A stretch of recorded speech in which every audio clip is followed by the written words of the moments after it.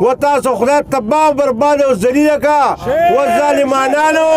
دا غریبانانو تباه کوي زما ورونو خو ګوره یو خبره واورئ دا به ګوره په نرتوب کېږي دا په دلتوب نه کېږي موږ همیش دپاره دا قربانۍ ورکړي دي او بیا به م ورکوم انشاءالله مخکې م جیل ته تللی او بیا مو هتیار یم احسان باچا تا نه به مخکې دم ته به راپسې او تا نه به مخکې روان یم ما خو تا ته ویلي مو باچا ما که ته وایې چې ځان سره د خانې تیرو ټیم ډاړم او ډبا ډاړم دې بجلیګر ته به ستا په مخکې زه مخکې تیرې ورته کوم او ته به راپسې رستو ولاړې خو زه به لوی بې غیرته یم دلته مونږ ته خبرې کوي خو دا به دې نه کېږي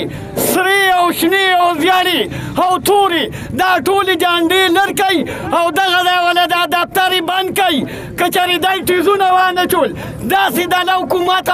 ما نه دی لیدلی چې ما پسې دی ته کور ټکس راځي دا تیل ته ټرانسفارمر او که په 3 ورځې کې دا مسله حل نه شوه او د هغې نه پس په بیا دلته کې چې دی نو د ما د مست کلندرې نو انشاءالله تعالی چې دی نو تاسو ځان تیار ساتئ په هغه ورځ باندې به دلته کې بیا چې دی نو داسې پروګرام کوو او دا د دوکاندارانو وروڼو ته به